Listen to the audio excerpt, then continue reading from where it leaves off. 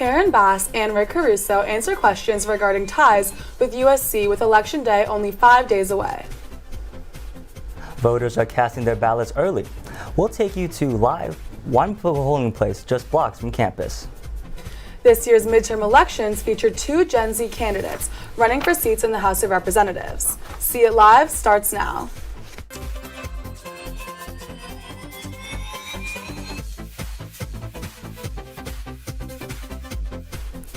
With midterm elections only 5 days away, voters are already casting their votes. Hi, I'm Bella Durgan-Johnson. And I'm Eric Ye. Annenberg Media had the chance to interview both candidates for LA Mayor. We begin with developer and USC trustee Rick Caruso. Last night, Rick Caruso hosted a Real Solutions town hall for the residents of South LA, answering questions from voters about homelessness, crime, drug abuse, and his vision for LA. Annenberg Media had a chance to talk with the mayoral candidate for an extended interview. There wasn't lack of transparency, so I disagree respectfully with the premise of your question. I was brought in as chair to clean up USC, and I did. The Tyndall, there's not one report, but think about this. We went to every expert when we were done. We settled with the victims. It was terrible what happened to them, but every expert told us not to release any detailed information because it re-victimizes the people. It wouldn't be right, it wouldn't be fair. But there's about 700 pages of information that has been on the USC website for a couple years now that gives enough information without giving details and names. And so I have been very transparent, I've been honest about it. If it was just up to me, I would probably maybe release some more, but at the same time, I don't want to hurt anybody.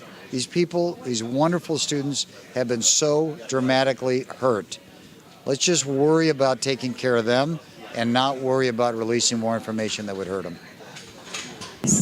Well, first of all, I've always been pro-choice. So that's always been my stance forever. I never gave a dollar to change Roe v. Wade. I never gave a dollar that would affect a woman's right to choose. I did give money to Republicans.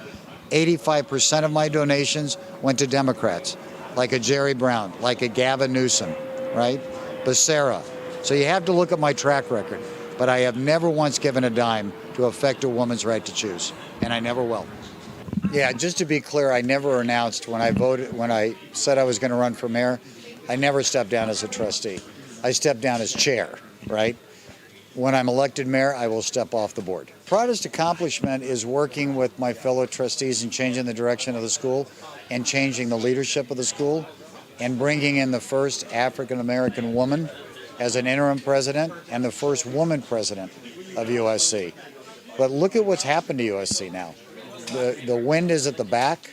The university is doing great. The scandals are over and cleaned up. There's accountability. And I'm just very proud of what everybody's done. I'm very proud of Carol Folt. She's an amazing president. We have a system that reinforces itself and isn't working. The people that are on the front lines every single day, the firefighters endorse me, that are dealing with homelessness, the police that are dealing with the crime problem, the union, the building trades that want to put people to work, create jobs, endorse me. Avance, the largest Latino Democratic club, endorsed me by 85% vote. I'm proud of that. But what I'm most proud of is every neighborhood I go into, the support I get. Going into the Nicaraguan restaurant today in Pico Union and hugging that owner of that restaurant, that woman-owned restaurant, that's what matters to me, to work hard for them. If you're happy with the way your community is today, if you're happy with your crime rate, if you feel safe, if you're happy with the homeless situation, if you're happy with the corruption, then I'm not your candidate. If you want change, our system is broken. If you want someone to fix the system and have real positive change to make LA more livable and safer, I'd be honored to have your vote and put me to work. Most polls show Congresswoman Karen Bass and developer Rick Caruso neck and neck. USC students had the opportunity to ask the Congresswoman some questions this afternoon. First of all, let me just correct the record. I received a scholarship after I applied to the school. Second of all, this is basically a case of Rick Caruso wanting to muddy up the waters around USC to essentially divert attention from his lack of leadership over the Tyndall case. I am proud that I received the scholarship. The scholarship was based on merit and the years that I have worked trying to transform the nation's child welfare system. What my policy says is that there are some neighborhoods in Los Angeles that really would like to have an increased police presence. In those neighborhoods, if that's what they would like to see, that's what they should have. I had originally applied for the public administration degree and school. And if you apply for graduate school at USC, one application is used by different schools. I think one of the things that has been broken in our policy is the lack of collaboration actually between LA City and LA County. We need to expedite the process. We need to centralize the process.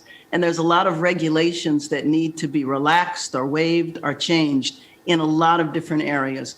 For example, it takes too long to build housing because you have to go through so many hoops in order to get the public financing.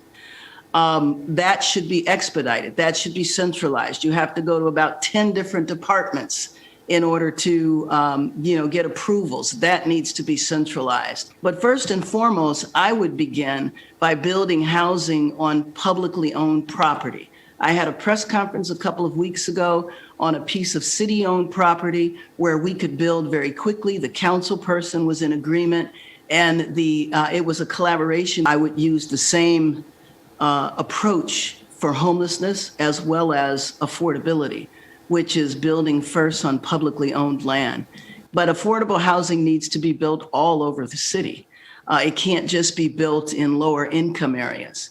And so that is first and foremost what we need to do. How you would get permanent resources in, there is a ballot initiative that voters might vote on. If that wins, then that would be a permanent source of funding. But I think that there's several other ways to bring funding in as well. We have a congressional delegation. We also have a state legislative delegation, and they could potentially submit collective earmarks. Cynics don't believe much works. First of all, I believe in housing first, but I also believe on the first day you need to have services as well.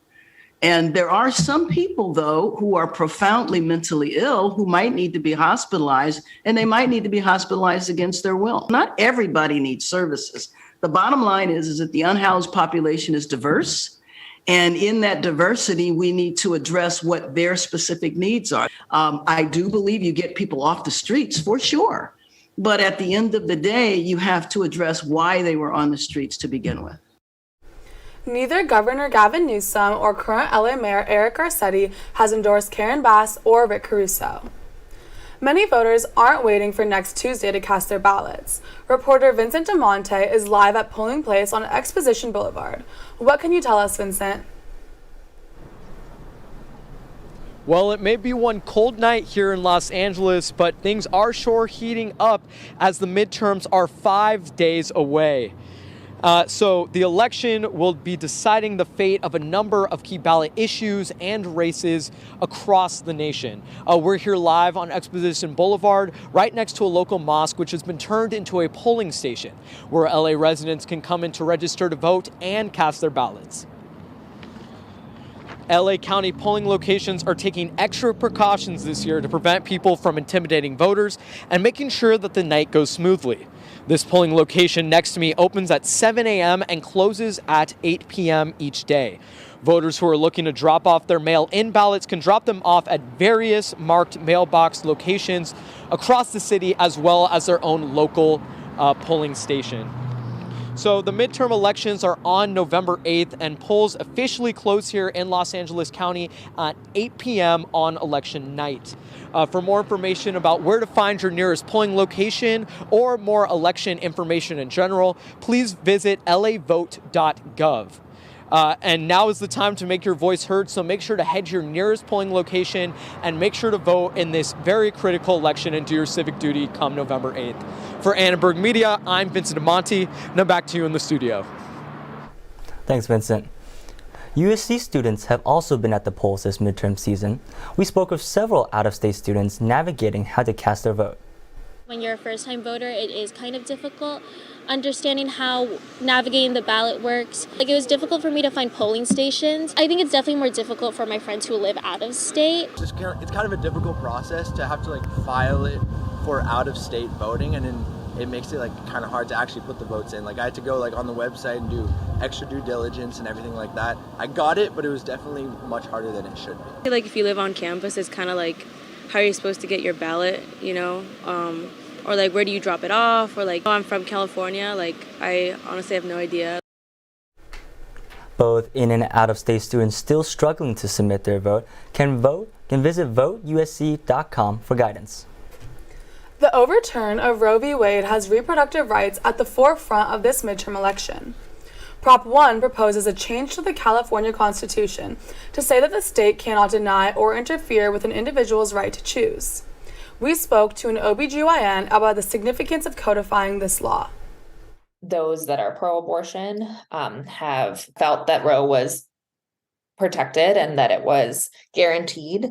And now we're living in a world where it's clear that that is not. By passing this law, it'll show that California will stand up against people who are anti-abortion. I definitely disagree that it is unnecessary. I think that while it may cost money, I believe that it is important for us to put our money where our mouth is and say that abortion is legal in this country, and we're willing to guarantee that by putting it in the Constitution, even if that costs a little bit extra. It definitely is an extra protective step, and it's worth the money. The National Right to Life organization tweeted, quote, "California does not limit state spending on abortion, and with thousands more traveling from other states, the cost will be in the hundreds of millions. Don't hand lawmakers a blank check to pay for abortions, and don't let them make California an abortion sanctuary. Vote no on Prop 1. According to a September poll by the Public Policy Institute of California, 69% of likely voters say they would vote yes on Prop 1. Sports betting is growing in the U.S. and will be on the ballot next Tuesday for Californians. Voters will decide on whether to make it legal here in the state with two different propositions on the ballot. Here's a more in-depth look at Proposition 26 and 27. Both propositions would legalize sports betting. Prop 26 would only allow sports betting in tribal casinos and 4-horse racetracks. Prop 27 would allow online sports betting for people over 21. Because it's a bad deal for Californians and it's a bad deal for California's Indian tribes. It represents a massive expansion of gambling. It benefits out-of-state corporations who drafted and funded Proposition 27 at the expense of everyone else. They're seeking to make millions for themselves, billions for themselves, and undercut California Indian tribes and leave very little for the state of California. Tribal leaders support the Solutions Act because it provides hundreds of millions every year for permanent solutions to homelessness, mental health, and addiction in California. The act supports every California tribe, including financially disadvantaged tribes that don't own big casinos. Also on this year's ballot is Prop 30, which taxes income above $2 million. It's aimed at reducing greenhouse gas emissions by funding electric vehicles and wildfire management. The controversial measure is supported by environmentalists and health professionals. And there's approximately 7,500 premature deaths annually in California due to unhealthy air quality. Proposition 30 really at its core is setting up a long-term sustained investment in cleaning up our air. Lyft has now been hunting for taxpayer subsidies for several years, both at the legislature and at what's called the California Air Resources. They were unsuccessful in those lobbying efforts, and now they're going to the ballot to have taxpayers funded for them.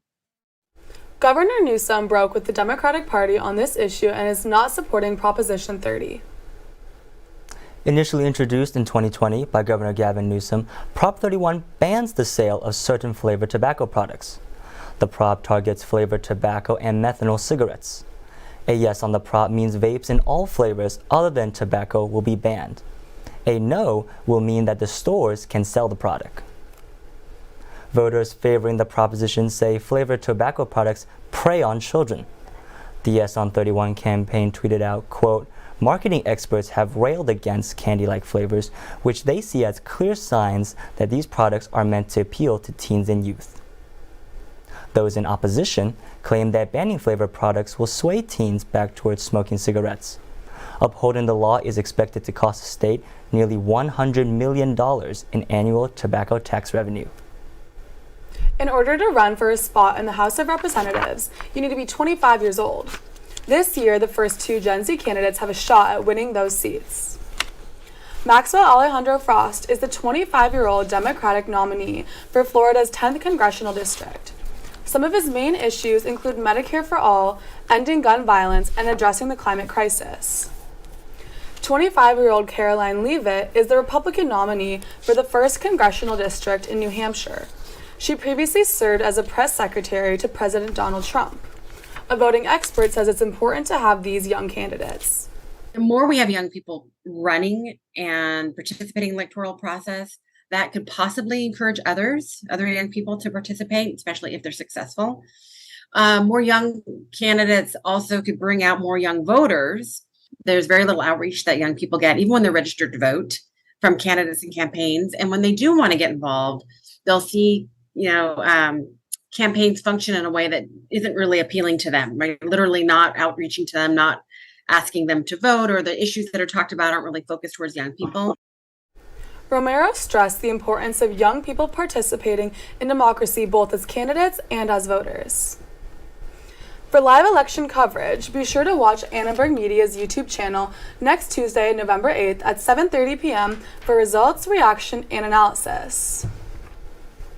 Bella and I will both be working that night, and our other co-anchor Avery, who isn't here with us today because she isn't feeling well, hope you feel better, Avery, will also be there. So you definitely want to watch. Yes, you better be sure to watch. Thanks for watching See It Live. From everyone at Annenberg Media, I'm Bella Durgan-Johnson. And I'm Eric Ye. For more coverage, watch and subscribe to our YouTube channel at youtube.com/Annenberg Media. Good night.